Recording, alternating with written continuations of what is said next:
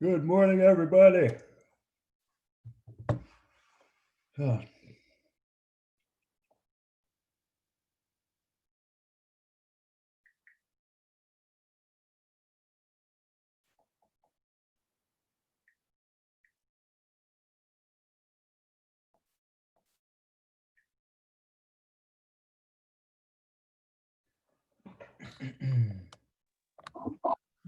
Hey Jared, hello, how are you, Randy?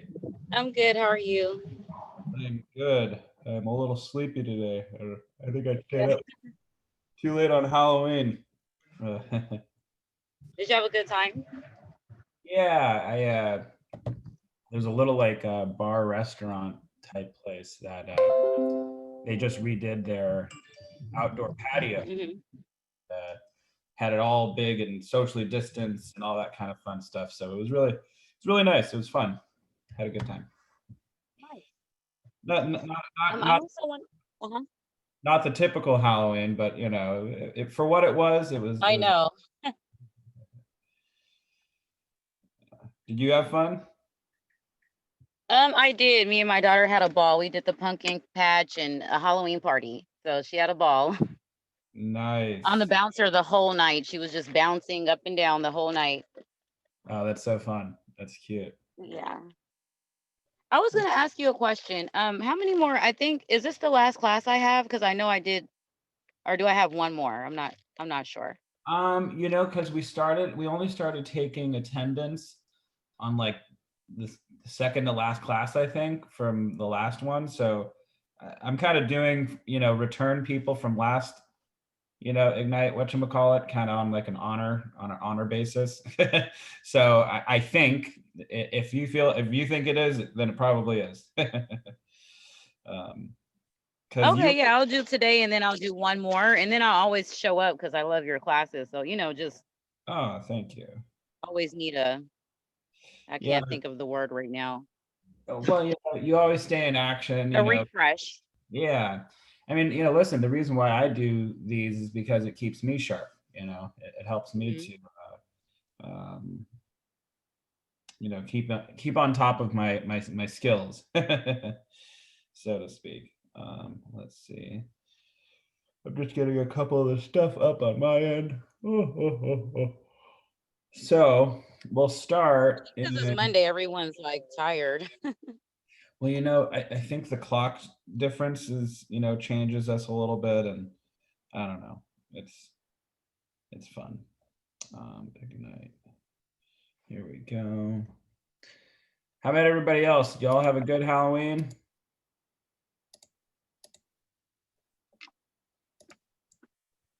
Not all at once. Hello. Hello. Nothing much actually on this Halloween. I went for bar hopping, but it was so lazy. Like last Halloween was crazy. This Yeah, one is lazy. So I went home after that. right. I hear you. I hear you. Yeah. I just went to like a little bar restaurant, like I mentioned, and then I went over to a friend's house, and we hung out there for a Sounds bit. fun. Yeah. So, okay, while we're getting started and people are trickling in, let's go ahead and do our, daily attendance and check out how many contacts we made and all that fun stuff. Um, this is part of our daily 10-4. I think everybody on this call is a returning person, except maybe Sivan. Did I pronounce that correctly?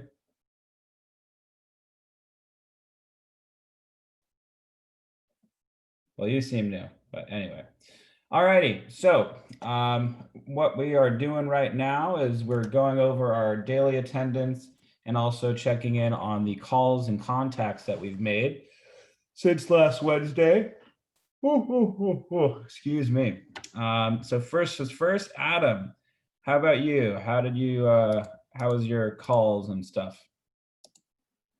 I got Mojo, setting it up. but I started like making some phone calls. But finally, I got it. It's Nice, time to nice. start. Yeah, and because like I have a couple of more sessions to attend, so I'm gonna start.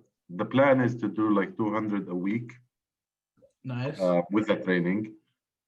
So like I have three weeks a day, so that I can make phone calls, and the Nice. other 3 days for the training and the Ignite, and there's more than one session that I have to attend because of the mentorship program. And yeah, next, like I need another week, most probably with the training, then I'll have more time for cold calling. So I'm gonna go increase the number to 400, maybe 500 a week. Wow, nice. I like it. Good goals. Yeah, want to build momentum. So I did 20 this week, did 20 calls, and I contacted 5, but it wasn't something like, there's nothing serious, but just training myself for cold calling, going over the scripts. Totally. Absolutely. I like it. So how many calls did you make and how many did you contact? 20 and 5. 20 and 5. We're moving the goalpost up. I like it. Yes. Good stuff, Adam. At a time. Yes, absolutely. All righty, Randy, how about you, my dear?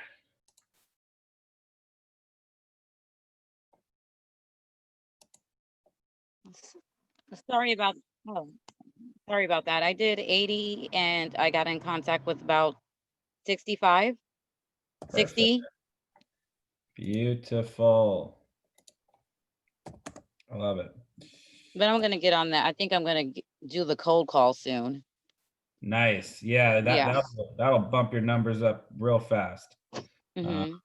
Michael, I believe, is not on the call today. He texted me this morning, but I do know that he's definitely in action. Emery, are you on the call? Nope. All right. Oh, okay. Laura, Irene, how about you? Are you on the call? No. Derek, Hey, what's up, big man? what's up? Happy Halloween. Happy Halloween. How's your Halloween? Little crazy. I'll tell you about it later. All right. It looks fun. I saw some stuff on your Instagram. It looked good. Yeah, it was good time enjoyed by all. So much fun that I didn't have too much time for calls, that sort of thing. I'm actually looking to kind of get back on the horse, so to speak, starting tomorrow, and you know, the last day of our democracy. Just kidding. Hey, if we still have a country tomorrow, I mean, ish. Yes, sir. So I'll have some more numbers, but I did reach out to a few people, but nothing substantial. Very cool. All right. What do you want me to put down for you? Calls made or contacts made?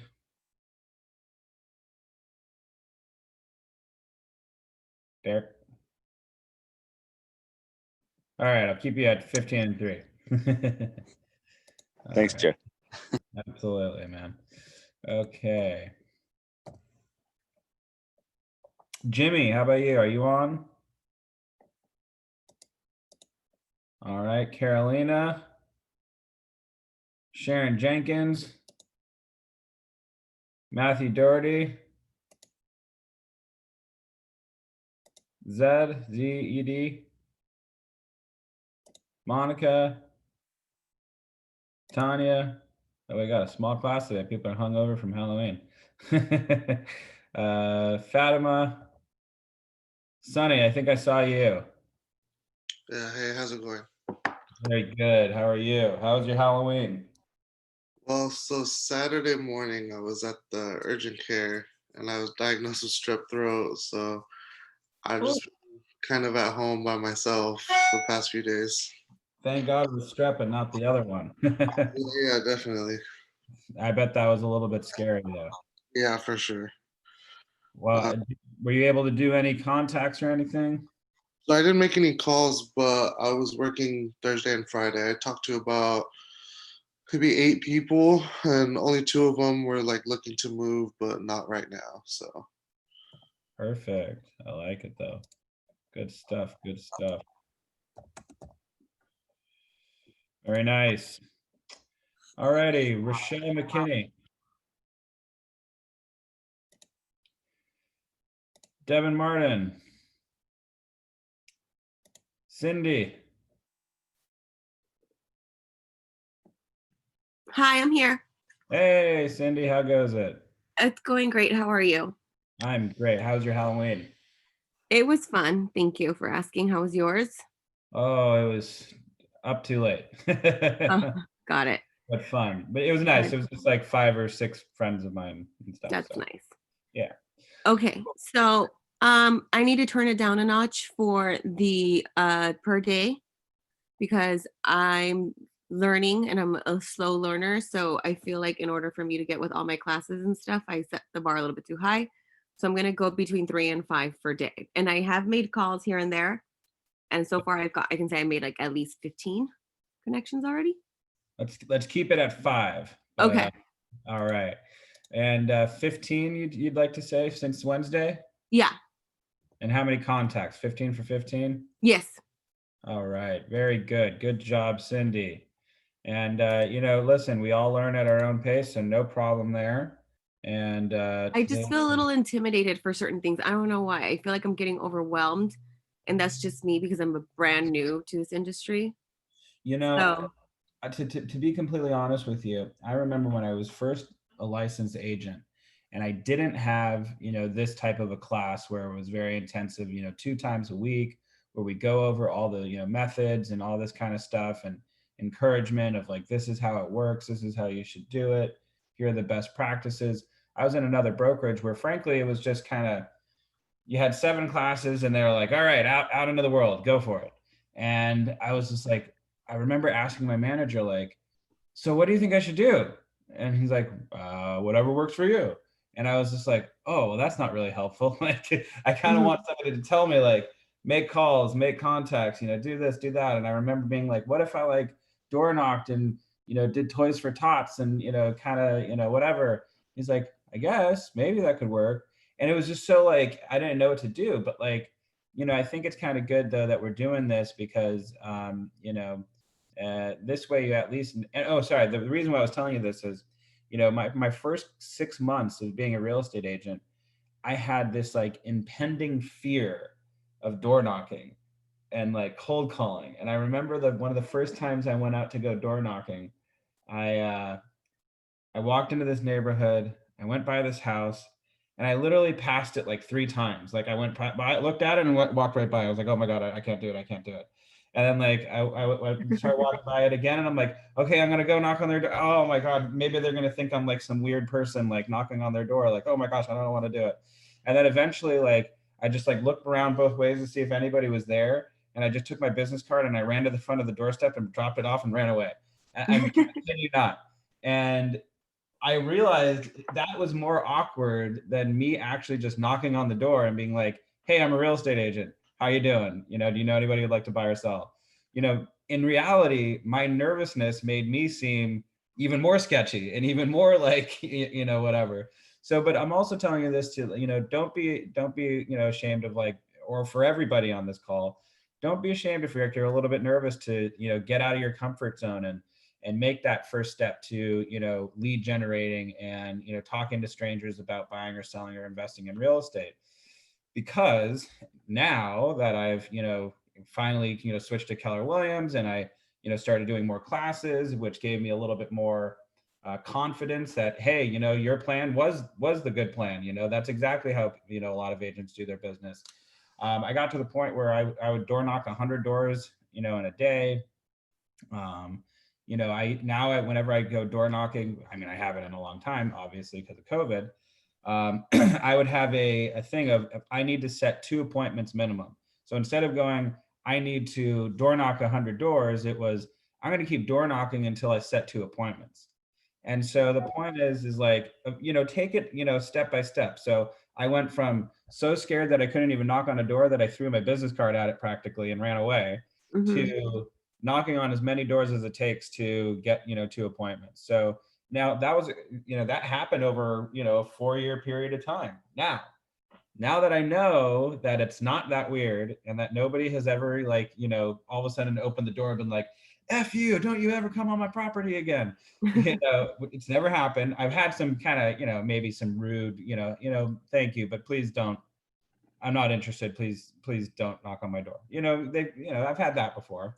But now that I know that it's not going to be, the scary, horrible outcome, I wish I did it sooner. And so I will say that I know it's a little bit nerve wracking, but I promise you that if you just get out there and do it sooner than later, you'll see it, pay off in dividends in the end. There's a gentleman by the name of Visai who used to be on these calls, but he's already done the full Ignite thing. He is a brand new agent, and when we were doing the Ignite, he had more listings than I did at that time, within 1 month of being in real estate. So, just think of it like that. The more action you take, the more opportunities that present themselves. But very good, Cindy. Proud of you. Keep up the good work. Thank Awesome. you. Absolutely. Maggie Pay. Hi, Jerry. How are you? Happy Monday. Happy Monday. It looks like I didn't get you on the last one, so I apologize about that. No, I think I didn't. I think last week I was just on the list. Oh, okay. Yeah. Well, no worries. I'll give you credit for one of them because I remember you were here. Yeah. So how many contacts did you make?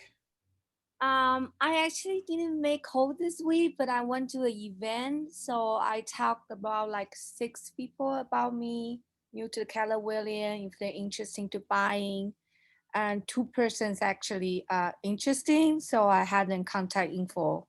So Nice. so I told them like I call them next week again to follow out stuff. Good job. Awesome. And now, as you can see, what we're doing is we're trying to set goals for ourselves. To make a certain amount of contacts per day. Yes. And eventually we'll extrapolate that to per week. Yeah, I think I will start easy as a Cindy because I'm like kind of new too. Can I start like with a 5 and 70? Is that the most regular number to start with? Sure. Absolutely. Okay. So, I mean, I think it would be 35 per week. Sorry, I'm very lucky. I got quite a few listings all of a sudden just dropped in my lap. So I'm kind of in a couple offers that I'm dealing with today. So if I look at my text message, everybody, I apologize. But again, I am a working agent. So it never stops. So if I'm looking at my phone, I apologize. I'm here though.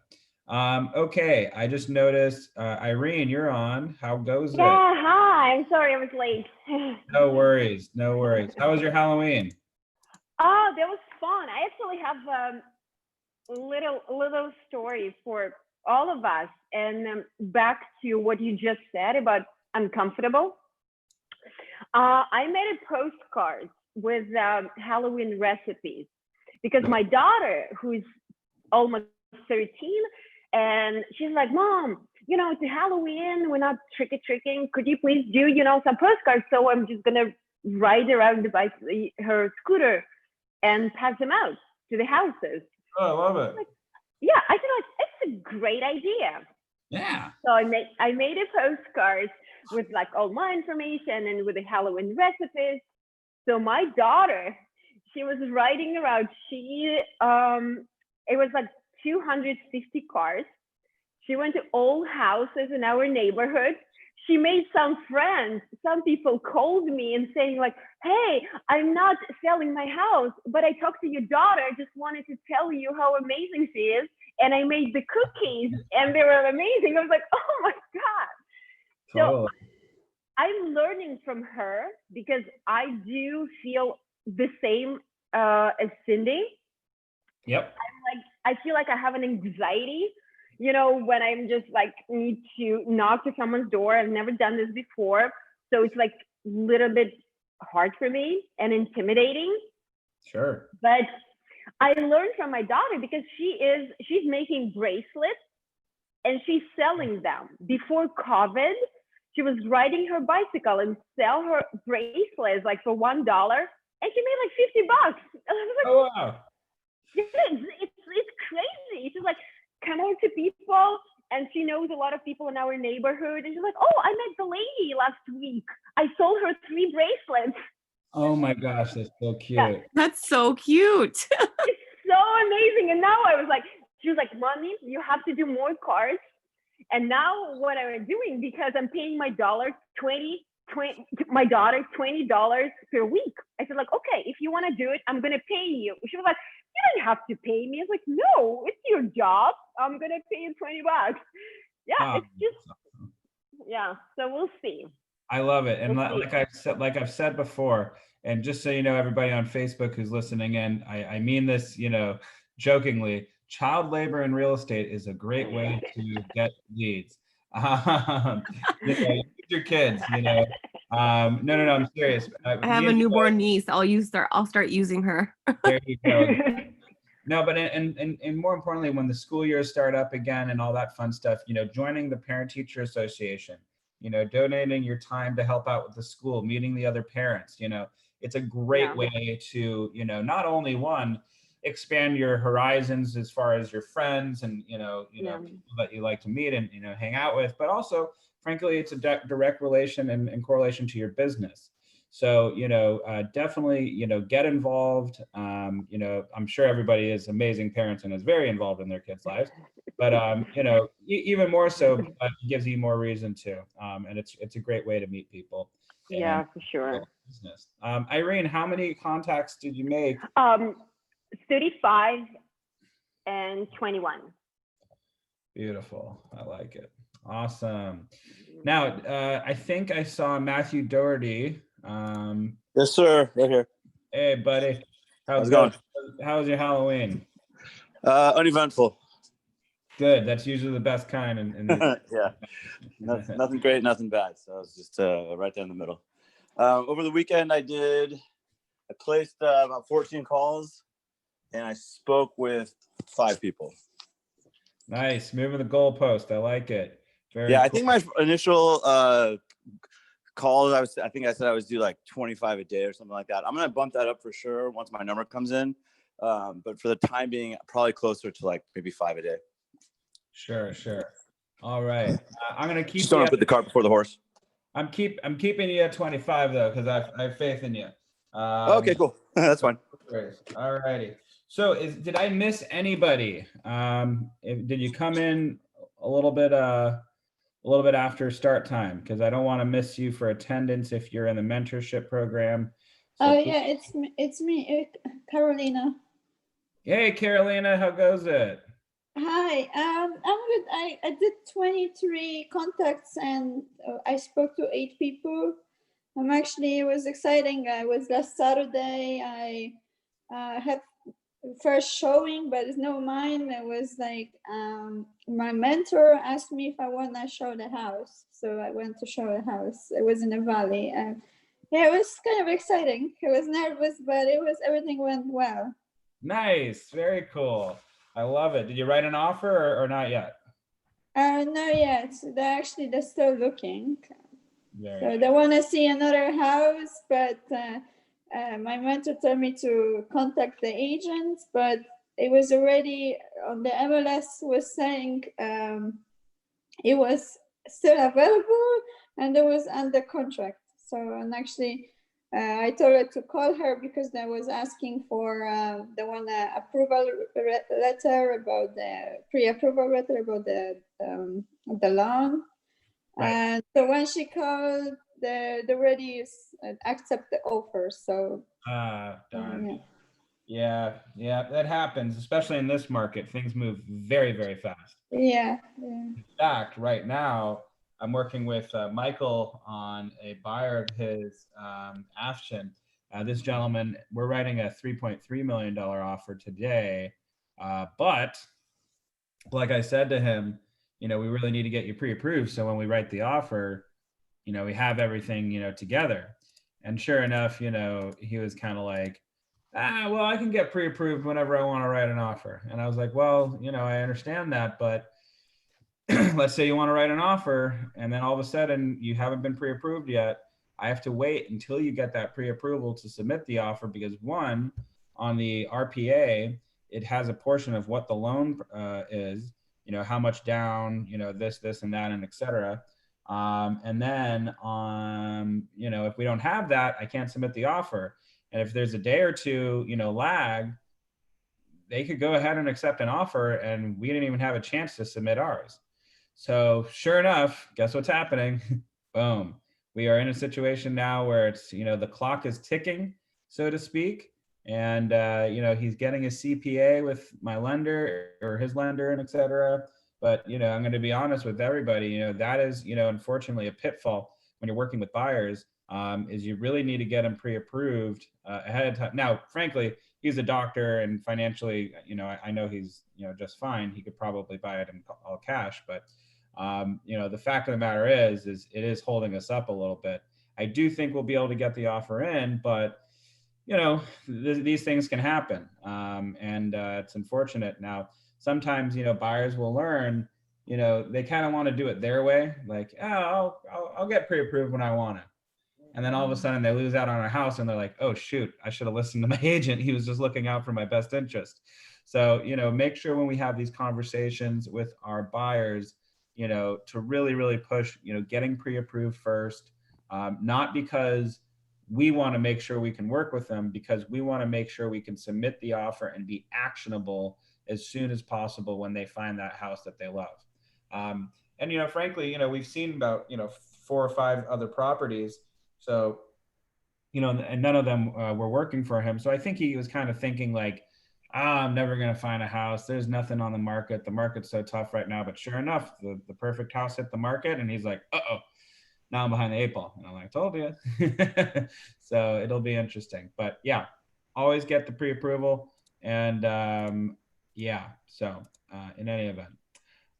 Anybody else that I missed? Rochelle's here. Rochelle, how are you? I'm okay. Yeah, you have a good Halloween? Yeah, I was in Mexico, so I didn't do any calls since I was gone since last Wednesday. So I was pretty drunk, so I didn't make a lot of phone calls. Atta girl. Good stuff. How was Mexico though? It was Mexico. It was pretty, you know. And then, you know, you go out to the town and it's a little muddy and dirty. Sure. So, Yeah. Which part did you go to? Tulum. Oh, I went there 2 years ago. I loved it. Yeah, it's still muddy. Nice. It was nice. Pretty. It was pretty though. Hold on, my dog Archer is sniffing at the door. Yeah, hold on 1 second. Come on, buddy. What? You here? There you go. Hi. My 4-legged furry kid was knocking at the door. Sorry about that. Okay, so very good, everybody. Thank you so much for participating. I think that's everybody, unless I miss anybody else. Remember, if you're in the mentorship program, you should speak up so I give you credit for the class. But it sounds like we got everybody. And I'm in the mentorship program. Sorry, I didn't catch that. Oh. I'm meeting with my mentor like today. So. Oh, I already got you down though. I got you okay. Down. Perfect. Awesome. Very cool, everyone. All right, let me, I don't have the thing up right now. Sorry about that. Win the seller.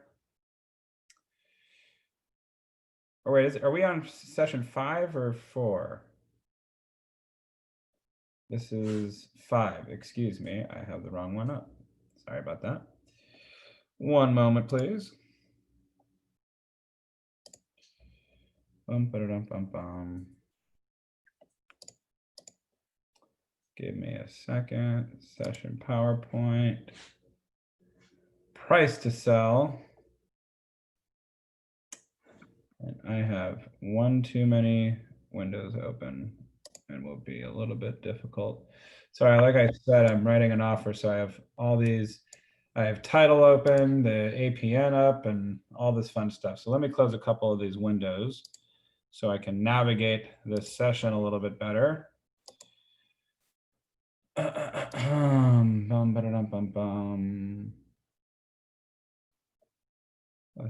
don't need that. Don't need that right now. Okay. Hold for a minute. Dun, dun, dun, dun, dun. Slideshow. Start from the beginning. All righty.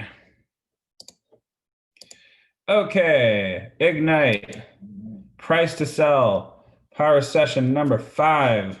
Love it. So this one, we're just going to be talking about a lot of, pricing to sell, all that fun stuff. I'm going to get my manual up and running for us to rock and roll. So power session number 5, price to sell. Now this says it's supposed to be about a 3-hour class. Hopefully we'll get out a little bit sooner because I need to be somewhere at 1:30 today to take photos of a new lease listing I have.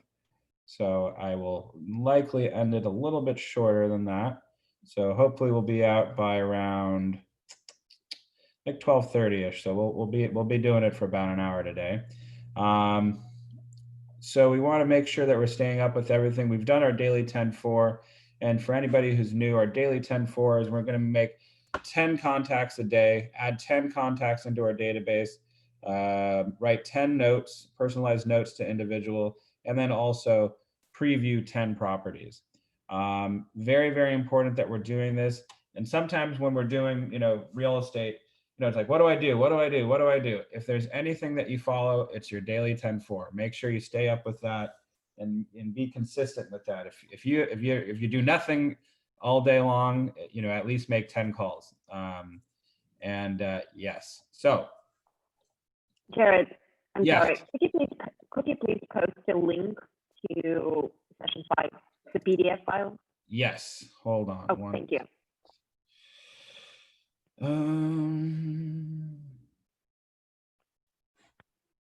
Oh, I need to get over to Archer. Don't start whining. I don't want to hear it. Power session 5 manual. Let's do this. Copy, put it in the chat. Put it in the bag. Anyway, to everyone. Boom. Okay, in the chat, everybody, you'll see that I just posted the link to the session for today. Go ahead and open that on up. If you can, I'll give you all a second to locate it. All right, we're going to go down to page 9 of 37. We are going to talk about handwritten notes. We've done this before. It's more or less probably the same as most of the other ones. So I'll go ahead and read it for y'all. Expired or withdrawn listings. Thank you for taking the time to chat with me today. It was great getting to know you, getting to know your property. I look forward to helping you in any way that I can. Please know that I'm available to you at any time to be an asset and a resource to you. Please call me whenever a question or a need comes up, and if you don't mind, I'll stay in touch to see if I can be of assistance. I wish you all the best. So that's an expired or withdrawn. Now for with referrals, it's going to be very similar. We're going to write these notes. These should be part of our habits, and we should be doing these daily if we can. If we're lead generating enough, we should be able to do this no problem. Thank you for taking the time to chat with me today. It was great getting to know you, and I look forward to helping you. Please know that I'm available to you at any time to be an asset and a resource to you, your family, and your friends. Please call me whenever a question or need comes up. I'll stay in touch. Wish you all the best. Enclose a business card in each note, stamp it, and mail it from your market center. In fact, I have my own personalized stationery with the address of our office on there, and I regularly send those notes out. Getting your head in the game. Moving on to page 10. Helping sellers determine the correct price for their property is part of the value you bring to them. Pricing can be easy with a properly prepared comparative market analysis, CMA. Presenting your CMA and discussing pricing with the seller are 2 major components of your listing appointment. You've already learned the dominant role your mindset plays in success in real estate sales. It's the same with your seller. Truth. Pricing has a large mindset component for both you and your seller. Pricing is a process. Learning to do it will also require knowing pricing strategies based on the principles that drive markets. It also requires knowing price tactics, building and presenting a comparative market analysis and scripts to go along with it. You will use your knowledge and expertise in pricing and presentation to win the seller's agreement on the list price. A price will get their home sold. Very important. Make it happen. Pricing. Pricing is one of the absolute essential real estate success skills. To become a pricing master, you must understand how markets work, local market conditions, pricing criteria. And number one on this page is how markets work. And by the by, we are on page 11. 2 principles about market value and great foundation for pricing any real estate: market dynamics. Oh my gosh. Markets operate on the law of supply and demand. When supply is high, demand is down, prices fall. When supply is low, demand is up, prices increase. Determination of value. Value is established based on the agreement between a willing seller and willing buyer. The tug of war is always between what the seller wants and what the buyer is willing to pay. So let me ask you right now, everybody, are we in an up market or a down market? What are prices doing right now in today's market?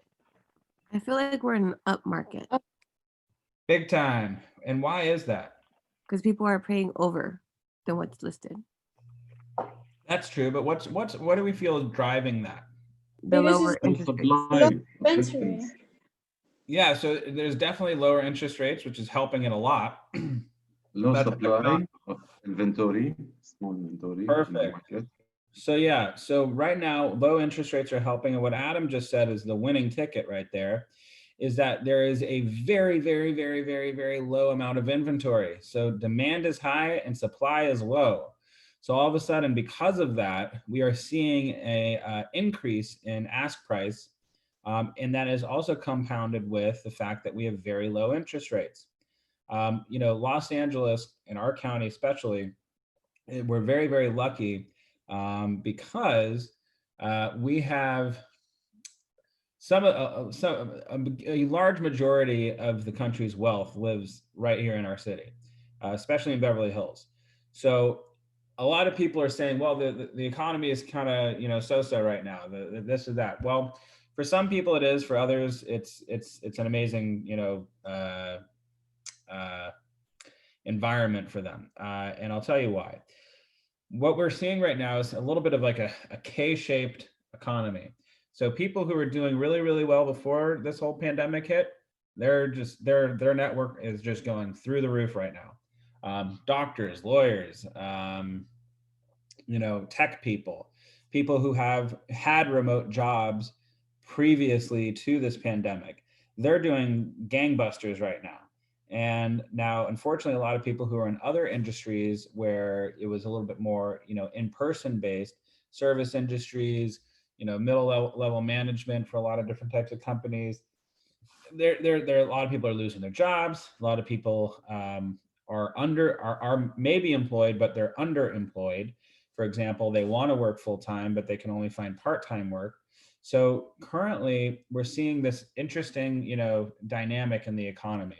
Now, that said, in Los Angeles, a lot of people are doing very, very well, and it's driving prices up a lot.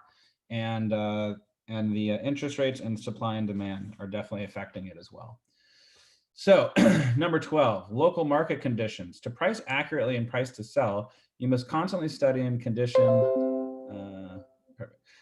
study the conditions in your local market and the specific neighborhoods where you want to specialize. Here are some basic factors to watch. Inventory, how much is for sale? And is inventory rising or falling? Right now, inventory is consistently falling. We can't keep up with the buyer demand, frankly. Days on market, how long is it taking properties to sell? For example, in a lot of markets right now, it just takes a day or two for it to get into escrow. And that's, why I'm very nervous about my offer that I'm trying to send out today. Which, speaking of, I still haven't heard back from these individuals. Archer, I hear you. I know. Why did you want to come in if you just want to go back out? Okay. Price per square foot. A good comparative indicator of prices when a group of properties has common qualities and features. And contacting us this morning. Hey, I'm entering. Sorry, Jerry, what page you on again?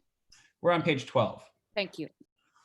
Hi, buddy. Hi, buddy. Do you want to sit on my lap? You can sit on my lap. Come here. Up, up, up. Okay. I have a puppy in my lap. Sorry, y'all. Okay. Days on market. We just did that. Price per square foot. We just did that. Changes in local landscape.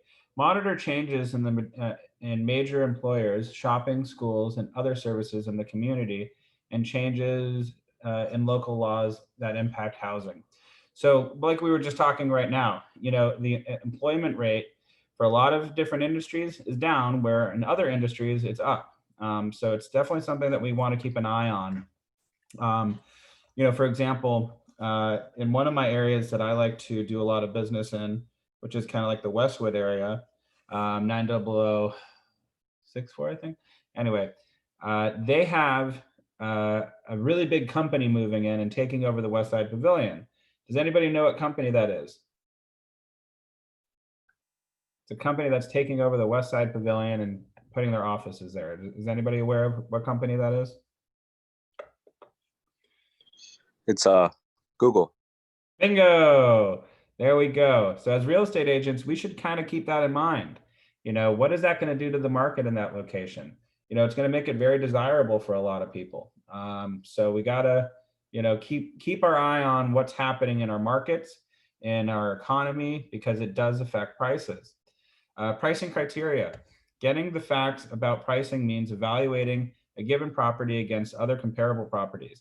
This means comparing your client's 20-year-old 3-bedroom, 2-bath property in a neighborhood of similarly built homes with homes that sold recently that match or come very close to matching the particulars of their home. The following factors come into play when looking at comparable properties: location, size, amenities, condition. What's a really good source for this type of information, and how often should you be checking and updating this knowledge? Anybody?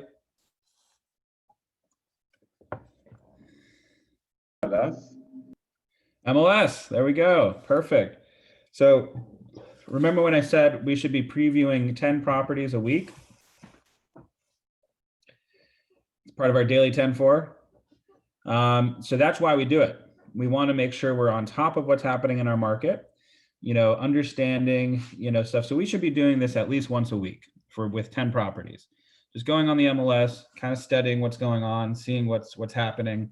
And again, I also mentioned a thing called 10K Info Sparks, and that's in the MLS. Actually, what I think might be a really good thing to do right now. Actually, I use it. I love this link. Thank you. You mentioned it before. Yes. So right now, I just shared on my screen. I'm on my MLS right now. Hold on, my dog's going crazy. Hold on. Okay, but you can go out over there and play, but not in here. Sorry about that. My dog has the zooms right now and he's hyper. Okay, so right now I'm on my local MLS. There are a couple ways that I can, you know, look up properties and whatnot. And typically you're going to go over here to search. You're going to go to listings. Now you can do residential cross property search, which will include both condos and single family. You can do single family only. You can do condos only. You can do income properties, land, leases, and mobile homes if that's something that you want to get into. You can also do a little bit of commercial searching. However, there are different sites that work better for commercial purposes. But for example, right now, I'm going to go to single family. And if anything, if it comes to pricing a property and pricing it to sell, which is exactly what we're going over today. Let's see. Hold on. I want to share. Oh yeah, we're actually on that. Okay, never mind. Sorry. Okay, so where did that go? That's so weird. Oh, there it is.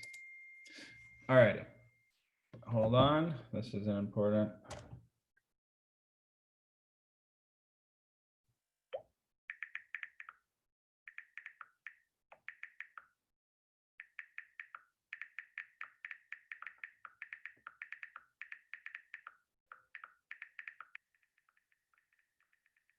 Sorry.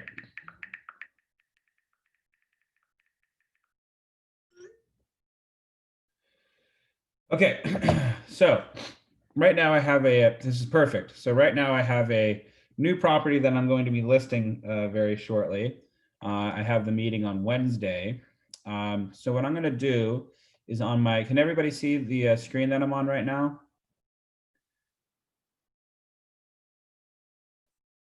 Sabi, tell me if it's showing the MLS. Yes, yes. Okay, perfect. Yes.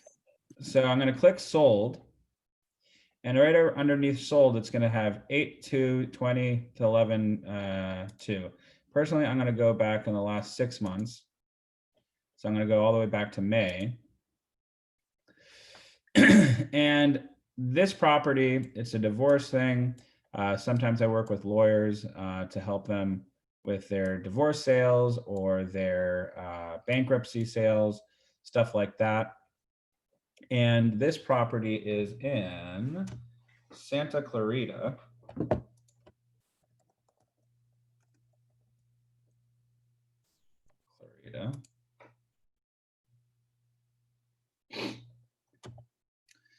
So we're over there. And let's see if I can find the exact area. Give me a second. So right now what I'm doing is I'm going to be entering some info about this property. And I'm going to use some search parameters to kind of help determine price.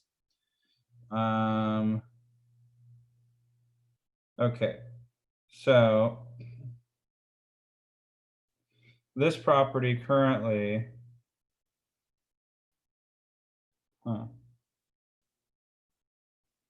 give me a moment. Yeah, this is the right one. Okay, so this property is a 3-bedroom, 2-bath.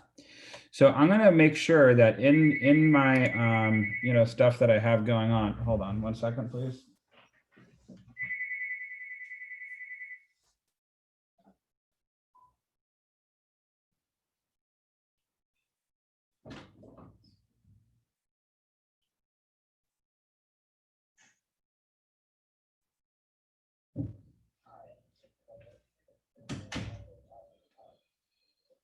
I have people calling me on all lines, so I took my phone out of my room so I don't get distracted.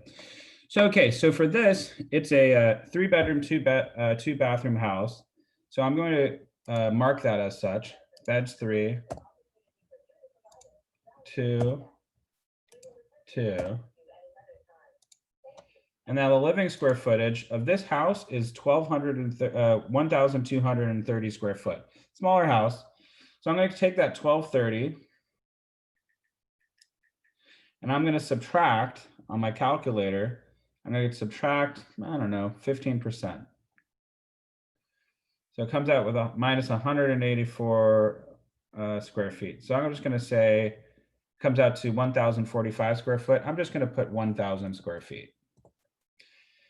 Now for the maximum amount of square footage, I'm going to go back again. I'm going to take that 1230 square footage. I'm going to add 15%. And it comes out to 1,414 square feet, 1,414 square feet. So let's just round that up to 1,500 square foot. So now I have my my square footage, which is 1,000 to 1,500. Which is the perfect kind of criteria you want to be in. You want to go down 15% and up 15%. Now, sometimes if it's like a really, really, really big house, you might only want to do 10%, but you'll kind of have to have a little bit of feel for that. So there's 2 listings that come up that have sold. Let's take a look at these listings real quick. One is 22023 Alamogordo Road and 223 whatever Barcota Drive. So we only have 2 that came up. Now, really, I want to have more listings than just that. So I might go ahead and maybe increase this to 1,600 square foot.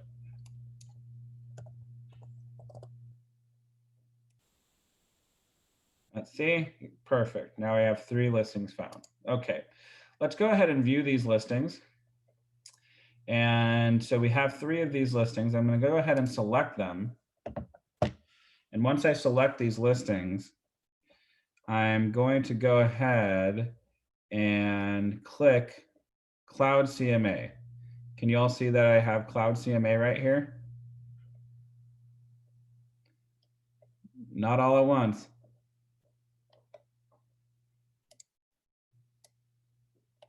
Is anybody there? Yes. No, I don't yes, see it. yes, we do. Yeah, I see it. There No, we go. I see it. I see it now. Come Yeah. on now. All righty. So we're going to select all 3 of these listings. We're going to go ahead and click Cloud CMA. We're going to create a CMA, max 50 listings. We really only want about 3, to be honest. You can go up to 7, 6, or something like that. But if 3 is good enough, you can go ahead and extrapolate some average from there. So now I should be showing this. And client's name is Cynthia. The address that we're referring to in this is going to be, and I'm realizing that this is on Facebook. So if I find out an agent from my office goes after this person, I'm going to show up at their front door. So, okay, Santa, clear it around.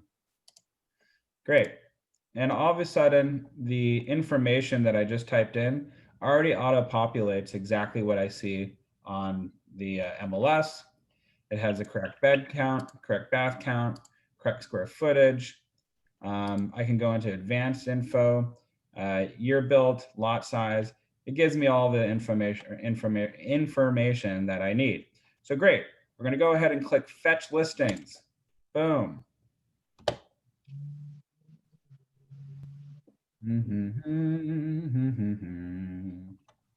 So great. So the low is 610,000. The high is 616,000. I thought there was one that was a little bit higher than that, but oh well. So it'll tell me what they feel the house is worth. So right here it says 553,000 and 587,000. And that could be just a rough estimate of what this place should sell for. Now, if I look into the area and I see what has actually sold a little bit closer to this property, I know a little bit more information than the MLS is giving. And in reality, it's probably a little bit less than 553, just due to condition and other factors. So what I'd like to do is I'm just going to go ahead and click the sold ones. But this technically would be a perfect representation of what the home should sell for. 553,000 to 587,000. From there, I'm going to customize my report. So we have, here's the subject home, here's the other properties in the area that have sold. I might want to go ahead and take a look at some of these properties, which are right down here, details and adjustments. So as we can see, this one is a corner lot unit. Days on market, 54 days. The original list price was 585,000. It sold over asking for 610,000. The sold date was in September 16th, 2020, this year, which is a great representation of what's happening in the market. Let's go down to the next one, 610. So list price for this one was $570,000. Sold price was $610,000. List per square foot, 446. Love it. Sold in August this year. Great. Bed bath count right on par. I know that from just the looks of it, it looks like this one might be a little bit more updated than the property I'm going to. But again, I just need to see what it looks like on the inside of the property. But that's light, bright, could use some updates on the appliances, but that's okay for the area. Yeah, cute home, and definitely a good one that we can use. So we're going to go down to the next one, Cotro Mill Pass. I'm probably not pronouncing it correctly. This looks fairly similar to the house that I'm going to be selling. So I'm just kind of looking around the house to see what it looks like. Beautifully staged, gorgeous. Well, subjectively gorgeous. But you know, cute home, you know, absolutely. Let's see. You know, as we can see though, staging makes a huge difference. You know, Yeah. so this property, very similar in regards to appliances as this one, but there's no staging. And the carpets, you know, could probably be torn out. So the point is though, is this property got, you know, 16,000, so about $6,000 more than Barcota Drive, and they're fairly similar, frankly. Square footage, this one's smaller and got more per square foot. So as we can see, sold price $616. I mean, sorry, square footage price $418 versus 446. That's weird. Oh, sorry, this one is smaller. I take that back. Sorry. Never mind. I took that back. But anyway, we can use this as a CMA. Perfect comp. All of these are great comps for what we're doing. So I'm going to go ahead. I'm okay. What if it's what if it's a tear? I'm sorry, I have my retainer in my teeth. What if it's a tear down? So would that be cheaper, or would it still be the same price as it? Oh yeah, it would be way cheaper. This house. That's what I was thinking. Yeah, this house though is not a tear down. The one. No, I was saying, what if I'm working on a tear down right now, because I'm actually working on that with a private seller, and his house is like a tear down, so it has potential for a triplex, but he's trying to sell it for very high because he thinks it's going to be a profit for the, I guess, the developers. So I was wondering, would it be cheaper or would it be just the same amount as the comparable houses around there? So it's a little bit, that's a little tricky, because you're saying it's zoned that a triplex can be built there. I'd really want to do my due diligence and see if that is accurate, because sometimes it might seem like it's accurate, but you do a little more digging and it really doesn't work out that way. But if that is the case, which sounds like it is, it could potentially go for a slight premium. Now, the reason why I say slight is because if a developer is coming in to tear something down and build, they're not going to want to pay more for it. They're going to want to pay less for it because of that exact thing that you just said. They want to make a profit. So it's kind of funny that like a lot of buyers are like, well, you could do this, so I want to sell it for more. It's like, yeah, but the whole idea behind this is I want to buy something for cheap so I can, make a larger profit. So you have two opposing sides, in as far as, their train of thought. But typically developers, they want to pay, next to land value for properties. But that said, if it does pencil out and they're able to make, over a 30% profit on it, or their rent roll would, already be in profit, after the purchase, it could make sense, but you can't overprice it to the point where it doesn't pencil out for the developer. Does that make sense? Right. That's what we were trying to explain to him. Like, it can't be sold for 1.0 million. It's more like 880,000. Right. So that's what we're looking at right now. I agree. At the moment. Yeah. I agree. And yeah, so I mean, sometimes that's a kind of a bridge that you have to cross with, some buyers, but just kind of explain your thought process. And worst case, you can meet them in the middle. If other properties are selling for, a good amount, see if those properties were also turned into, triplexes. And if not, they were just, single family homes, kind of point that out. Like, these are, priced for end users. Usually an end user property is going to go for more than a development opportunity, if that makes sense. Definitely. Cool. So, okay, so let's go to customize this report. We got our 3 properties, close enough to our subject property. Usually you'd like to see a couple more right over in here, but for, the interest of time, I'm going to go ahead and just, say that this is fine. Let's see, customize report. does it say customize CMA report, your CMA report, theme, layout, template? Yes. Okay, perfect. So what this is we're now going to be customizing our CMA. What I have over here is my title page, which does this come up comparative market analysis and it has a overview? Okay. Mhm. The title page is basically going to say the address of the property, the client's name, my name, where I work, my brokerage, stuff like that. The next one is our company. It goes over our company, Keller Williams Beverly Hills. Our company is a multifaceted business that operates with you, the customer, at the forefront of our day-to-day operations. We are well known and respected in the community, and our philosophies are based on both honesty and integrity as a client, et cetera, et cetera, et cetera. Then it goes down to the contact me. It's letting the person know my beautiful face right there, right front and center. Jared Medlinski, Keller Williams Beverly Hills. My logo for my team or / my business. 310386, my phone number, my DRE license, my email, my website, and my office address. And then again, over here, it's also written out as well. Now we're going to go down from that. It's map of all listings. I want them to see where all the different properties that I pulled up are located in comparison to the subject. Showing that our home is kind of right smack dab in the middle of the square footages. It shows what the other properties sold for in the area. Now, granted, this isn't, I'm going to do, this is not a CMA I'm going to really actually use for them, mainly because in Rancho Santa Clarita, some of these neighborhoods might be doing a little bit better or worse than my property.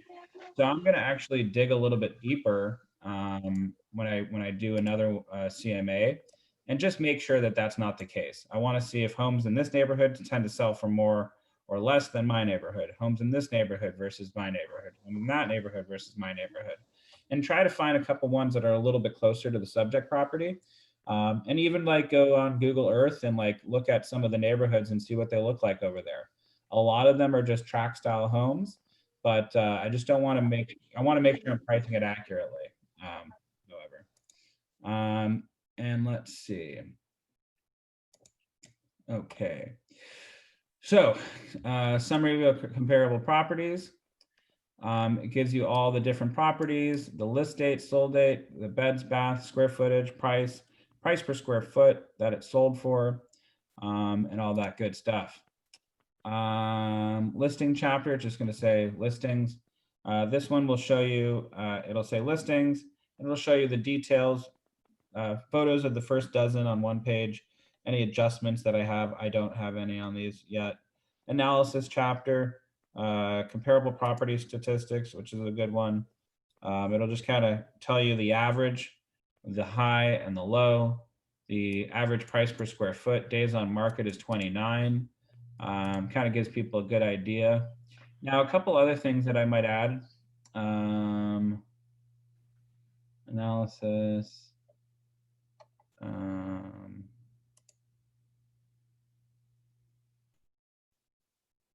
So, okay, I'm going to go to closing chapter. I'm going to add that in.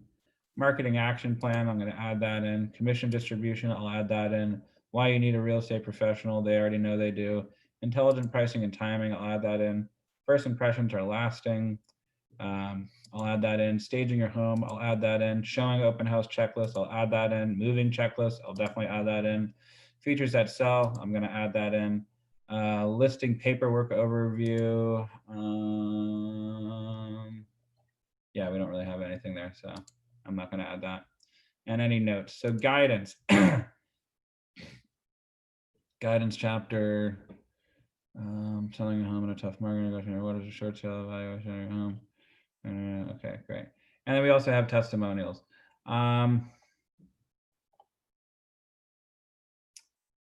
Suggested list price, I'm going to add that last. So I like to add that one last. Okay, so what we have over here is our CMA is pretty much finished now. And what we're going to do is we're going to publish our report. Boom. So right now it's publishing it. It's taking all the data, putting it in a nice little package for us. And I'm going to let that load for a second. Okay. So here's our buyer, Cynthia. Let's do a view the PDF. And let me share this screen with you. So this is our CMA now. And look how quickly I was able to do that, pretty fast. What I would probably do is go back the entire year to see if I can get any homes that are a little bit closer to the actual property. But for the class, this will do, and considering time. So this is exactly what we just went over. It has an about me. It has the contact me page. It has a map of comparable listings.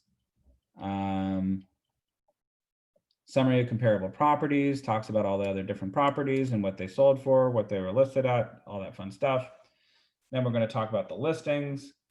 It'll give us a display page of one of the properties that we are using as our comp. Just talks about the style, the list date, the sold date, list price versus original list price, sold price versus whatever, all that fun stuff. Let's see. It'll also show a bunch of different pictures of the property. When you send them a digital version, they can click on all these pictures and expand them. We're going down to the next house. It shows all that stuff, all that fun info, and then also all the other pictures, and then so on and so forth until we get to the final one.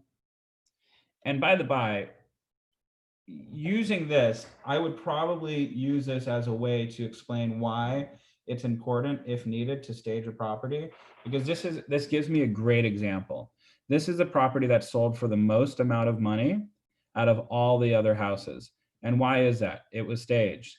Staging does wonders. It really, really, really, really works. So I would explain to my seller, we might consider, doing a little bit of staging because it could equate to more money for you at the end. Then we go on to our analysis. We're talking about the comparable property statistics, the average square foot price that it's sold for, average days on market. Typically, homes get 102% above asking. So 2.3% above asking is what typically you should expect to see. Some of them got 107%, some of them got 104%, all that fun stuff. Closing. Talk about my marketing action plan. Below are a few services we can provide as part of a marketing your home. Before we get started, it's the very first step to sign and complete the listing agreement. That is number one on my marketing plan. First, you got to sign. First week, enter it in the MLS, put a for sale sign in the yard, install a lockbox, optional, schedule a time to shoot professional property photos. That actually is going to go before we put it on the MLS. Determine an open house schedule and expectations, review showing procedures, prepare property flyer, syndicate listings to real estate websites, Zillow, Trulia, Redfin, Realtor.com, and more. Advertise in the hot property section of the LA Times. Pitch listing to 4 different brokerages in Beverly Hills, Rodeo Realty Agency. I might change that for this one, but this is for typically when I'm selling something on the west side. Work with my brokerage and send out to all Keller Williams brokerages worldwide. Social media presence and targeted advertising, customized property website and SEO, search engine optimization advertising. Advise if staging is needed or not. Aerial drone footage of property and views and more. Second week, invite brokers and agents to tour the home. Begin agent-to-agent marketing efforts. Review and update status. Hold open house. Ongoing activities. We obviously can't do open houses, so I might say, schedule showing times or something. Anyway, ongoing activities, show property to potential buyers, follow up on internet leads, monitor marketing conditions, monitor comparable properties for sale, monitor foreclosures and short sales in the market, bring to your attention if there are any market shifts. We pride in taking ourselves being one of the most robust marketing action plans available. Great. Commission distribution, cause listing agent, listing broker, buyer's agent, buyer broker, and it basically explains what the commission is. Intelligent pricing and timing. I'm going to go over the market value, where we kind of want to be as far as pricing goes. Intelligent pricing and timing. Weeks on the market. Typically within the first 2 weeks, you're going to get the majority of your activity and offers. It explains that in the verbiage below. Curb appeal at first impression, a first impression that lasts. Talks about, all the upkeep that they should be doing. And by the by, I give this to them. So when we do go over the listing agreement, they have a checklist, so to speak, of what they should be doing constantly. Clear driveways and walkways of snow, weeds, debris, repair or replace cracked steps or pavers. Wherever possible, driveways should be clear of all vehicles. Keep your lawn mowed, edged, and watered. Prune dead branches and plants, weeds, flowers. Replace leggy, thin landscaping with fresh plants and flowers. Replace loose or damaged roof shingles. Make the front door area shine. Power wash siding, brick windows, and porches. Replace light fixtures, and if possible, pick a new fixtures with the same mounting system to save time and hassle. Install new house numbers that match the finish of your light fixtures, because we want everything to kind of like work together. Consider upgrading your mailbox. It's an inexpensive fix. Wow. The first thing buyers will see when they pull up to your home. Install flower boxes or pots or blooming flowers to pop a color. Hang a seasonal wreath in front of your door. Staging your home. Talks about how important staging is. Showings and open house checklist. Talks about what they should be doing. Eliminate clutter. Less clutter in your home, the better it shows. If you have a lot of knickknacks and collections or family mementos, consider renting a portable storage unit, which can be stored until it's time to deliver to your new home. Keep, donate, throw away. If you have time before you go on the market, sort unwanted belongings into these 3 baskets. You'll receive more tax benefits for your donations than pennies on the dollar at a garage sale. It's faster, more efficient, and it'll help more people. Remove temptations. Take valuable jewelry and collectibles to a safety deposit box, a safe, or store them in a secure location. Also secure your prescription medicines and private financial documents. This is important. Remove breakables, figures, china, crystals, other breakables that should be packed out of the way or at garage storage. Be hospitable. You want your home to look like a home. Open your blinds, turn on the lights, make visitors feel welcome. Have a family plan of action. When a showing happens at an inconvenient time, get your family engaged. Everyone can pitch in to tidy up or hurry up, pick up glasses, plates, clothing, and anything else. Get in the habit, wash dishes immediately after meals. Clean up countertops, make beds in the morning, keep pets' toys and beds washed and smelling fresh. This is very important, actually, this second to last one.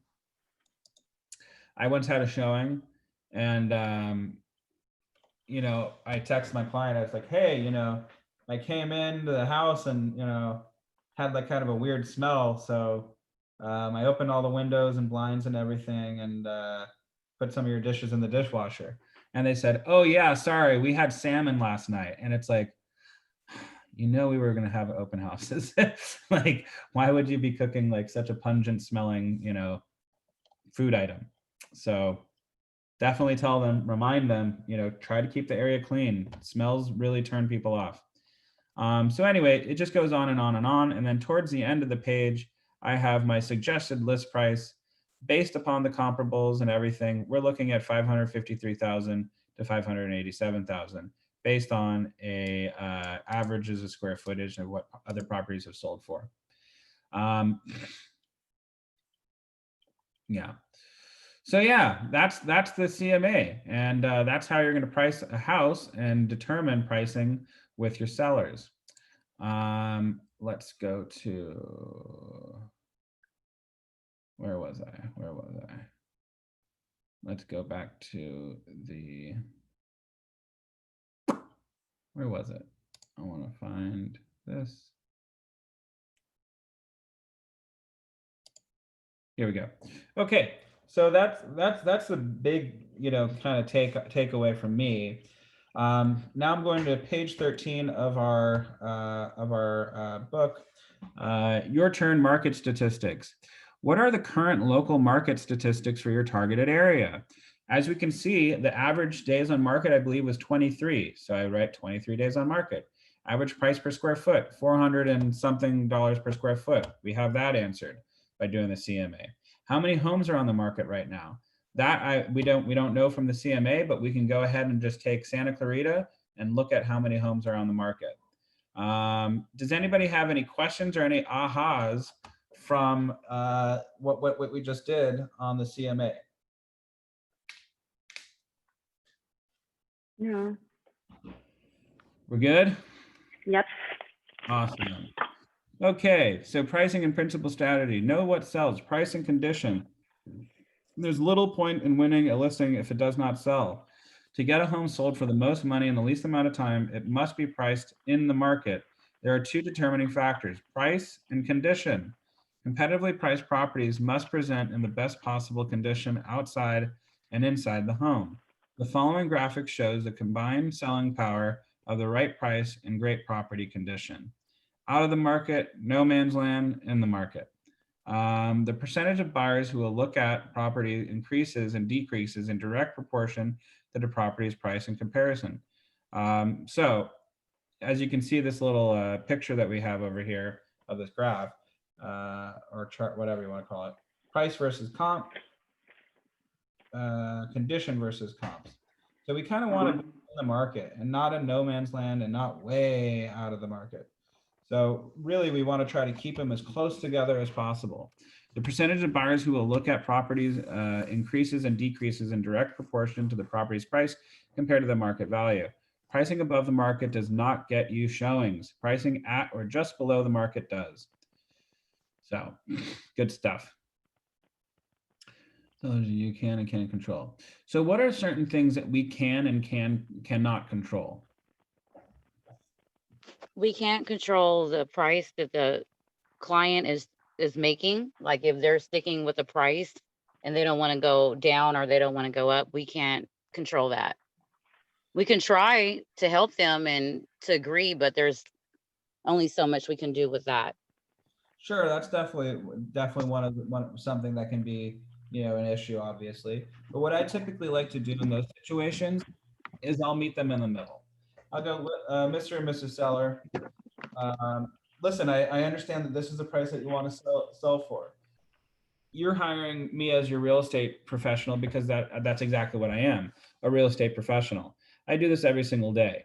So can we go ahead and agree, though, that if I put it on the market at the price that you want to sell it for, and we don't get an offer within the first 3 weeks, that we'll go ahead, come back to the negotiating table and see if we need to do a reduction in price. How does that sound? And they'll usually say, okay, sounds good. And I'll be like, great. Because what we'll do then is if we do need to reduce in prices, we'll take it off the market entirely and then reprice it and then put it back on the market. So it doesn't show extra days on market. How does that sound? Good, great. And we can also see that, what are some other things that we can and cannot control? We can control the location. Boom, that was a big one. Conditions. Can't control location. We can control the condition. We can kind of control the price, even if we have to make an agreement that we'll go ahead and reduce after, overpricing it for a little bit. But mainly the only two factors that we can control, speaking of the buyer or seller, is price and condition. Those are the only two things we can control. We can control the condition of the property. We can control how much we want to price it for. Now, they might not want to price it at a certain price point. And then you might, Randy, for that instance, you might even want to have a conversation with them. Be like, okay, well, maybe you don't want to sell. That's okay.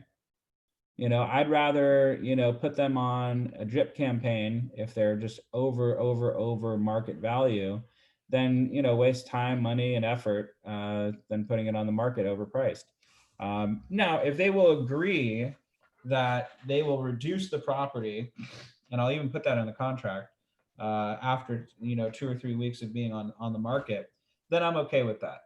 But if they're like, no way, no how, no way, Jose, I'm keeping it at this price point, then I'll say, Mr. and Mrs. Seller, I really want to help you, but I don't know if we're in a realistic price range. So with that said, as much as I would like to help and assist you, I think that we might need to wait for the market to catch up with your expectations.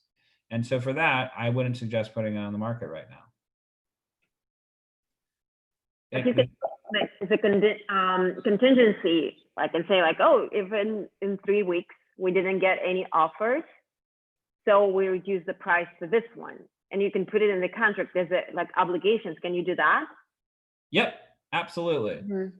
Other terms in the agreement says, we agree that within 3 weeks, if we don't receive an offer at or above asking price, that we will reduce to, and even write a number in and say Yeah. this amount.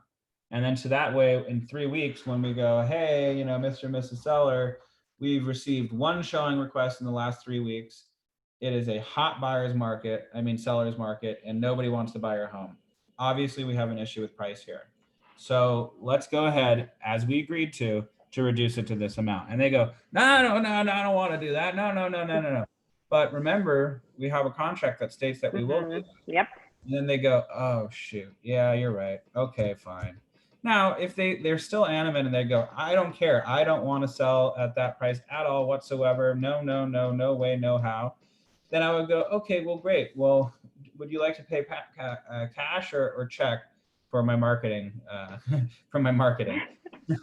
Because I frankly think that we need to take it off the market. It's just hurting your house at this point. And I have about $1,000 in marketing put into your property. And then they go, oh, they're really serious. It's like, yeah, no, I'm very, very serious. I don't think it's going to sell at this price. And we agreed that upon taking this listing that we would reduce. And unfortunately, we're at an impasse right now. So I think the best course of action is possibly just to take it off the market, not do any more damage to your home. Because frankly, if you have a house that's sitting on the market for too long, it greatly decreases your odds of selling. It just looks like a stale property. And that's the last thing I want to do to you, Mr. and Mrs. Seller. So very good stuff.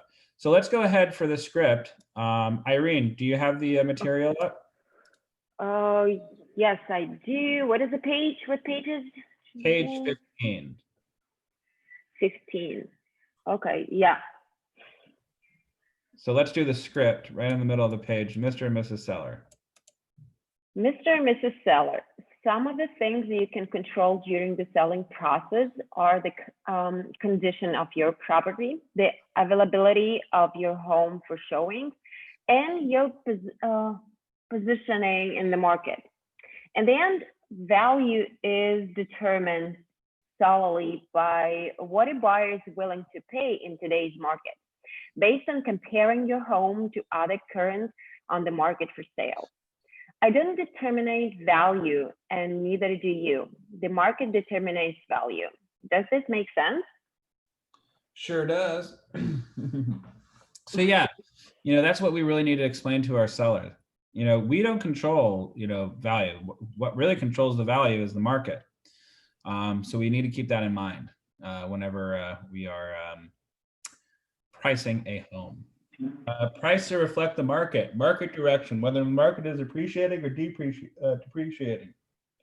So if it's appreciating, that's good. We still want to price it a little bit lower than market value because we'll probably get more. Speed of change, how quickly prices are changing and what the rate of change is. Also very important. Don't chase the market, price ahead of it. Your ability to be knowledgeable of the current market pays off when it comes to any kind of shifting market, whether shifting up, appreciating, or shifting down, depreciating, and even in a stable market. Rising market. In a rising market, sellers who feel time is on their side may price above the current market and hope that the market will catch up, quote unquote, to bring them the price that they want. Provided the market continues to rise, sellers who want to crash in on improving prices in a rising market are still well advised to price at the market to get the sale now and move on with their lives. Price seller wants when they get it. So on this page, on page 16, excuse me, there's a little graphic. Average home price, time on the market, price the seller wants, when they'll get it.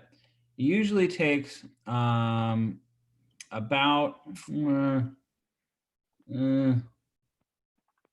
I don't know, 2 weeks to kind of reach that point.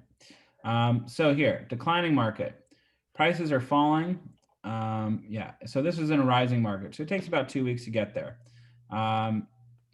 So let's see. Declining market. When prices are falling, the sellers make a huge mistake by pricing too high, hoping to attract the offer that they want, and thinking they will drop the price later if the strategy doesn't work. The reality is that most sellers who do this never correct enough to keep up with the price. Yeah, sellers who price right will get the buyers while the listing that's chasing the market down will take longer to sell. Yeah. Okay, so essentially, price the seller wants, home values are falling, price correction, they're still falling, price correction, still falling, they never get it. So the reality is you want to have this priced, and if you're not seeing, if you don't have the book open, I think I am sharing this page. You'll see how as the home values are falling on this graphic, this is essentially what's happening with the price for the seller. And you really want to just start it out. Like they were willing to go all the way down to here, obviously. So why not, put it over here just from the get-go, and that way they would at least have an opportunity to get it. So rather than trying to chase the market down, just be realistic with what's happening, price it accordingly. And listen, you can never price a property too low. If you have a low price listing, you're just going to get more buyers and then you'll get a bidding war and then it'll go up higher. So, never worry about that. Don't be afraid to be professionally honest. Again, a lot of times people are very, nervous. Oh, excuse me. Sorry, to be honest about, pricing and all that kind of stuff. For example, dear friend of mine, great agent, mind you. We went out door knocking and we were door knocking this person's house. And I remember he said, I think my house is worth 1.7 million. And in reality, it was worth 1.5. So instead of wasting my time, I just said, well, I think we might be at a little bit of a impasse because frankly, what the market is showing is it's probably closer to 1.5. And then he said, well, I don't think we have much to talk about. And I said, okay, I think you're right. And I walked out of the listing. And sure enough, the agent was like, why the hell didn't you just take the listing? Just agree with him. It's 1.7 and then worry about it later. And I'm like, that's one strategy and that's okay. But I'd rather be professionally honest with somebody than, lie to them, frankly. Because what's going to end up happening is that seller is going to go, I thought you said that we could sell at 1.7. Uh-oh. Now I don't seem like I'm honest. Now I don't seem like I'm professional. Now it just seems like I don't know what I'm doing. Or maybe he's going to think that I'm horrible at advertising or that I'm horrible at marketing. So the point is I never want to lie to a seller and be like, oh, we could sell it at that. Yeah, sure. And then not really be able to do it.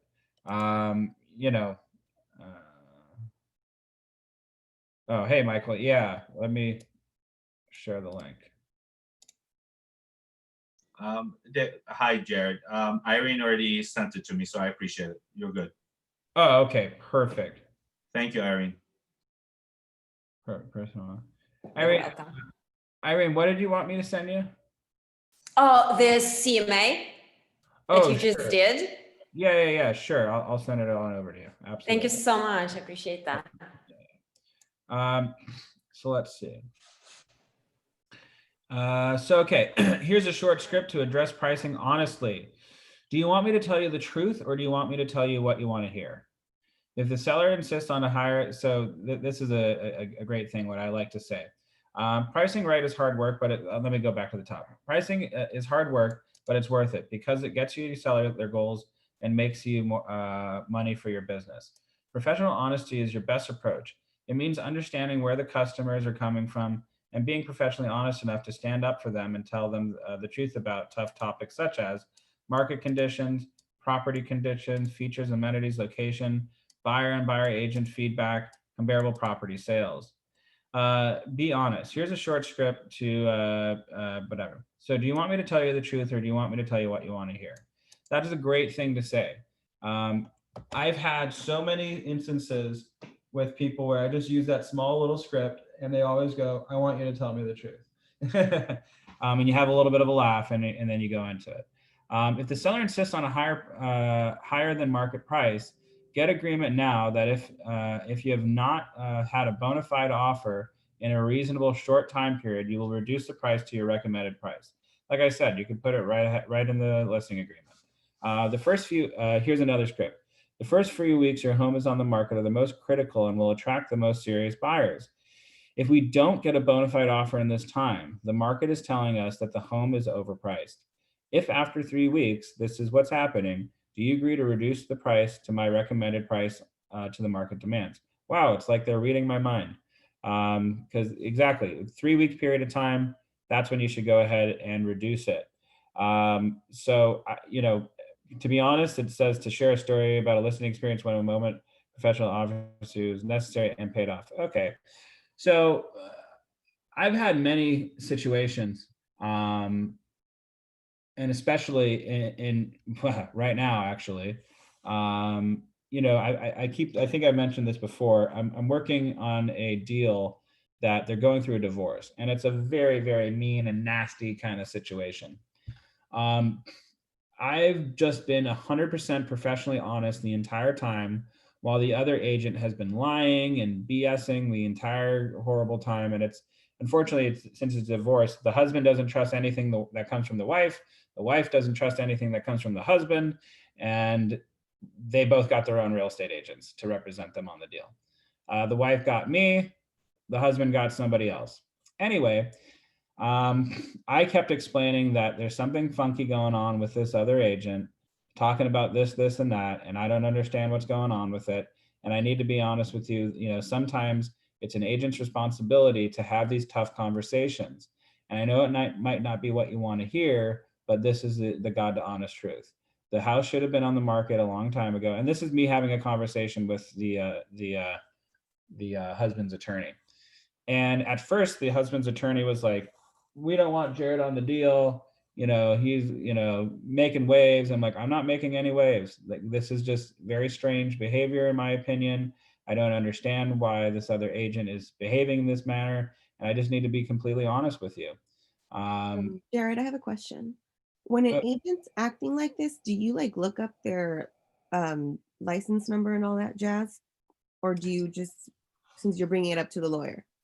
I mean, would I report them or just look them up? Like, yeah, I've looked them. I look up all agents, frankly. If I'm in a to deal, make sure they're legit, because it sounds like if they're doing all this, they're pulling strings. Yeah, I mean, to answer that question, every single agent I do a deal with, I look them up. I look at their deal flow. I look at how many, you know, houses they've sold the last year. If they're a listing agent, you know, what percentage of list price are they selling for? Do they typically overprice homes, or do they typically underprice homes and get into bidding wars? You know, these are things that I always want to look at. You know, and that's just to understand the opposition a little bit more. You know, keep your friends close and your enemies closer. You know, technically the opposing agent is my enemy. I'm in battle, I'm in war, even if it's a friendly one. I'm looking them up. I'm trying to gauge them. I'm trying to, you know, it's chess. You know, I want to understand the moves that they're going to make before I'm even going into escrow with them. So yes, I look up every single agent I go into a deal with. That said, most of my deals that I deal with other agents, they're lovely. I'd love to do business with them again. And I think it's a mutual feeling. You know, I get along with pretty much every single agent I've ever gone into escrow with. Even ones where it got a little bit nasty because I'm requesting so much, you know, repairs off on the price or credits, you know, towards close of escrow. You know, even then I showed up to the lady, I was picking up the keys for the house and she was getting her hair done. And I showed up at the hair salon with a bouquet of roses and flowers and a big thank you letter for, you know, having such a great deal. And, you know, I look forward to working with her on the next time. And I mean, at first she wanted to kill me, admittedly, but then, you know, after, you know, we're friends now. We still, you know, text each other on like Instagram and Facebook, and we have a laugh about it, you know. And in fact, she was just like, I have to admit, you're a good agent. I was like, thank you. But, you know, so I'm not, so when I say opposition, we're at war, I just want to take that with a grain of salt. But yes, I always look up other agents. But long story short, the reason why that was so important for me to be honest about the situation, now the other attorney is like, we don't want to work with this lady. We want to work with Jared. And they wanted to kick her off the deal and just give me the entire commission, the entire 3%. Because it's another agent that I'm working with, I agreed to reduce my commission down to 1.5%. She refused to reduce her commission down at all and said that she wants a full 3% from her client and whatever. And I was like, I'm not going to name her name. I was like, listen, other agent, like we're not in this deal to look after our bottom line. We're in this deal to help our clients and be a fiduciary to them. And, in this situation, I think it would be, in our best interest to give them a little bit of a break, share the workload. If you don't want to share the workload and you're kind of acting like a baby, I'll do all the work and just, take 1.5% for, having your name on a piece of paper. It's fine. I can put, all of that behind me and still do a great job. Anyway, she wouldn't let me market the home. She wouldn't let me do this. She wouldn't let me get in there with my photographer. She threatened to sue me if I used her photos. The entire thing was a complete battle. And I kept explaining to the other lawyer, listen, this lady only cares about her commission. She doesn't care about selling the house. And sure enough, a deal came in and I went ahead and outmaneuvered her and, had my client and their client sign some paperwork. She refused to allow that paperwork to be signed. The other attorney found out about it and eventually was just like, she needs to be off the deal or we're taking her to court. And so it's just interesting, it went from everybody on that side against me to now everybody on my corner, and she's kind of alone because she's lying the whole time and trying to make the deal difficult. So always be honest. Like, lying never helps you in real estate. Always be honest. And in fact, if you lie, that's how you get in a lawsuit. So did she get off the deal or did she have to? Yeah, she's off the deal. The manager of the office is not taking care of it. Nice. Yeah. Good for you. Yeah, thank you. And listen, I would have rather gotten the 3% and dealt with it myself, but oh well. I'm happy. I'm just happy that we're going into escrow. Is the right, but I'm sure that these lawyers will probably use you again in the near future.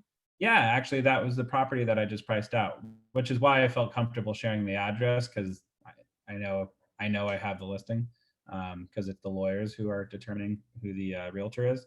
And unfortunately, now to the pandemic, a lot of people are going to be getting married and then getting divorced real quickly due to this. Yeah, totally. So I think you got yourself some good business in the future. Oh yeah, I'd like to think so, definitely. Okay, so yes. So okay, moving forward. Oh, I got to get going pretty soon, so we are going to pricing recommendation. So we kind of went over all this stuff in the CMA that I just prepared for everybody. So yeah, again, so during the process of the CMA, what you're going to want to do is basically include all those pages in your CMA and discuss about the benefits of pricing high versus low versus this versus that. Use those really nice pictures and stuff that we have on the Cloud CMA platform. So when we're preparing these items, before we even go over the price, we're talking about why we want to list at market value versus above market value, why we want to list, competitively versus the other properties. The only thing that we can really control is price and condition. So speaking of condition, we can do staging and this and that and whatever. So we're going through that entire process before we even get to the price of the home. And in fact, what I typically will do is I'll exclude the final page, which is suggested list price. And I'll say to them, so Mr. and Mrs. Seller, as we can see, this is where we are, da, da, da, da, da, da, da.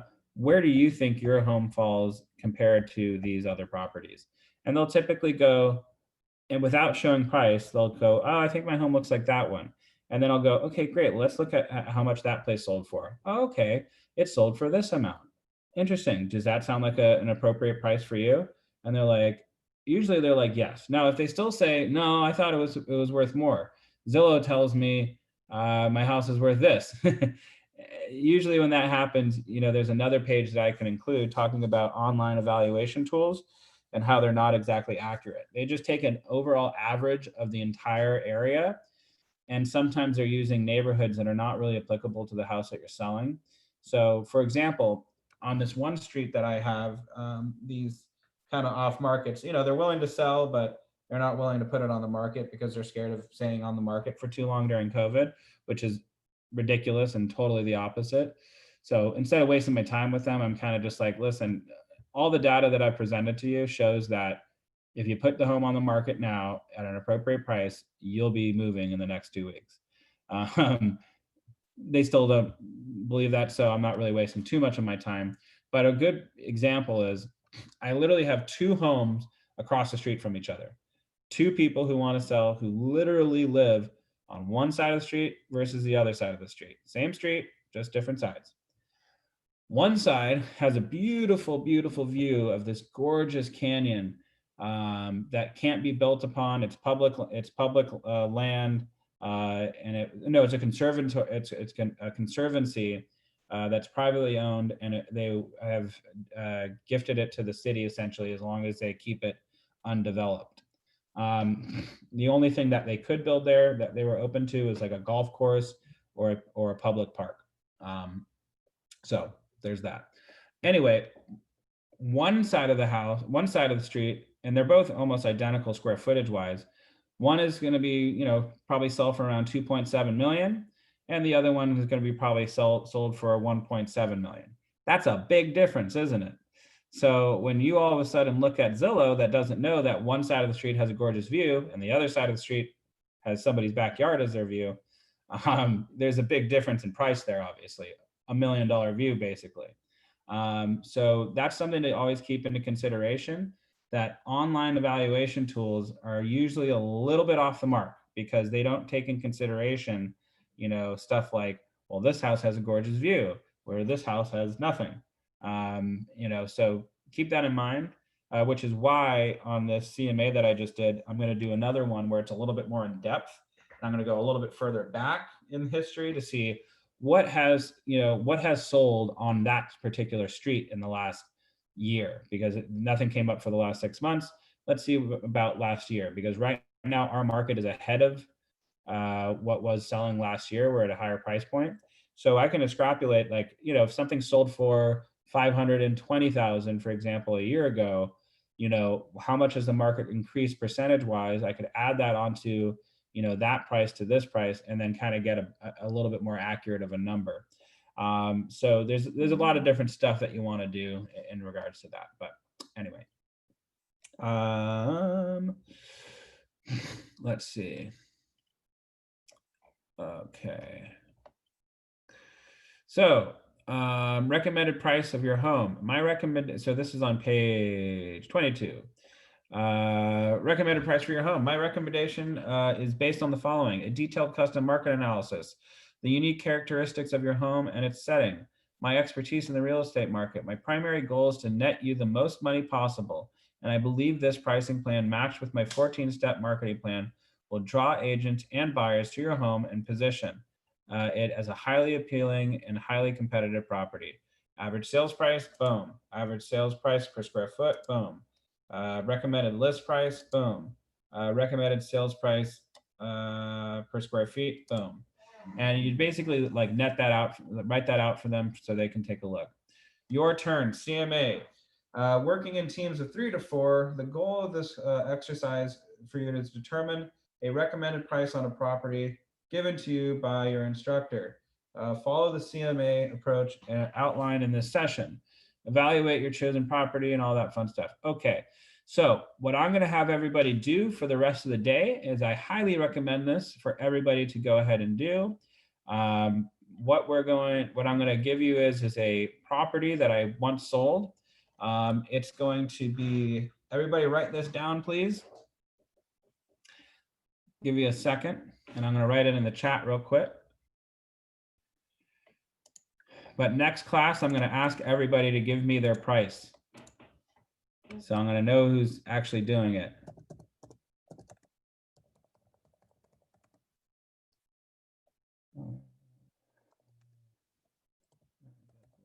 Let me just see what the zip code is again.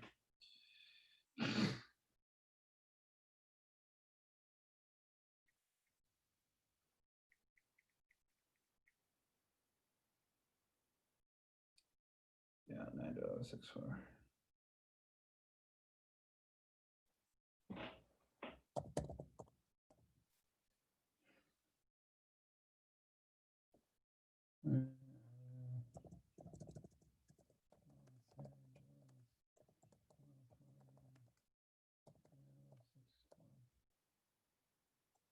Okay. Oh, I just sent it to Irene privately. Oopsies, meant to send it to everybody.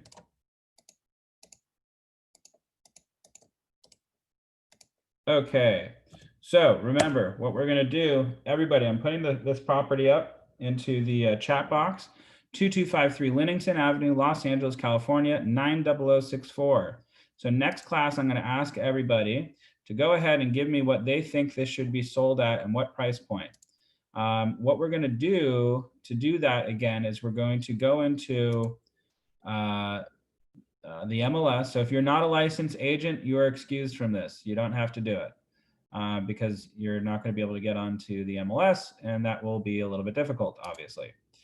So what I'm going to want everybody to do for next class is share with me what price you got, and I'm going to hold you accountable to it. So we are going to go. Everybody can see the screen I'm on right now? Yes. Perfect. We're going to go on to the MLS or your local MLS, whichever it might be. We're going to go to search. We're going to, by the by, you might want to go 2253 Linnington. 2253 Linnington.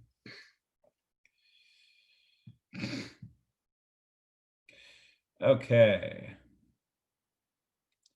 So this is the property, just so you all know, 2253 Linnington.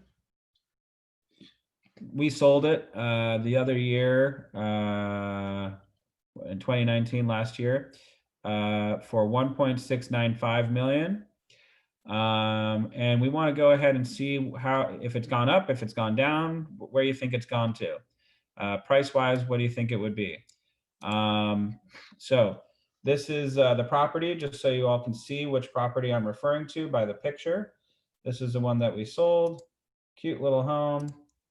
Pretty standard home. Jared, we cannot see the pictures. Oh, There's no sorry. pictures. Thank you. Yeah, we can't see your screen, man. Can you see my screen now? Yes. Yeah. Yes. Perfect. So cute. Yeah. So this is the main picture on the MLS. So if you're looking through, pictures on the MLS, this is the one that you're looking for. So this is our property, 2253 Linnington Avenue. You're going to find the property, write down all the property information so you can go ahead and input that into your subject property. And oopsies, I didn't mean to do that. Hold on.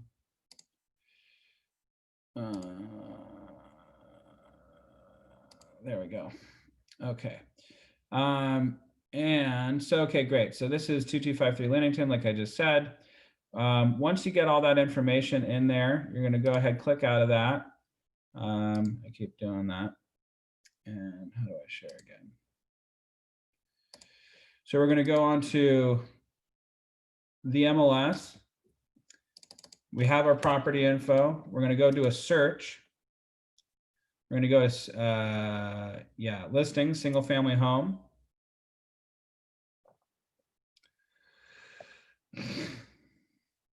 We're going to do sold. And then we're going to fill out this criteria. Bed, bath, square footage. Remember, we're going 15% up, 15% down for the square footage. And for the MLS area, it's going to be Westwood. So that will Westwood area 5. So these are all the comparable homes that we could be looking at. We're going to go ahead. We're going to fill out the bed bath count, which I believe was 3 and 2, 3, 3, 2, 2. So I'm almost doing it all for you right now. And boom, these should be your comps that we're looking at right now on the screen. Can everybody see that? Yes. Great. 1, 6, 1, 8, 2, 3, 1, 7, 1, 6, 1, 6. So we're going to go ahead and click all of those. We're going to view the listings. We're going to select all these bad boys and girls. We're going to want to go take a look at a couple of these properties to just see which is a little bit more comparable. For example, Louisiana. I don't know what's going on there. That looks like a teardown. Yeah, that is definitely a teardown. Can you see what's on that slideshow, everybody? Right here. So this is obviously a bit of a teardown. Our home was not a teardown, so don't include this one. But we're going to go ahead and look at all these different properties, find which one is most equivalent to the home that we're talking about. And we're going to go ahead and make a CMA. That is it for today. So next class on Wednesday, we'll review everybody's CMA to see who got closest to the number. Remember, it's always an opinion. It's not an exact science. So it's okay if we have slightly different numbers that we're thinking of. So that's your homework for until Wednesday. I recommend everybody to do it right now if you have some time. And again, we will review these numbers on Wednesday. So I hope everybody has a great day. I got to get going. I got to go take some photos, meet the photographer at this property in Beverly Hills. Any questions before I leave? We're all good. Jared, when you get a chance, do you mind calling me? Yep, call you right away. Okay, buddy. All righty, y'all. Thank you so much. Have a great one. And make it count today. Thank you. Have a good one. Thanks, Jared. Good luck. Cheers. Bye.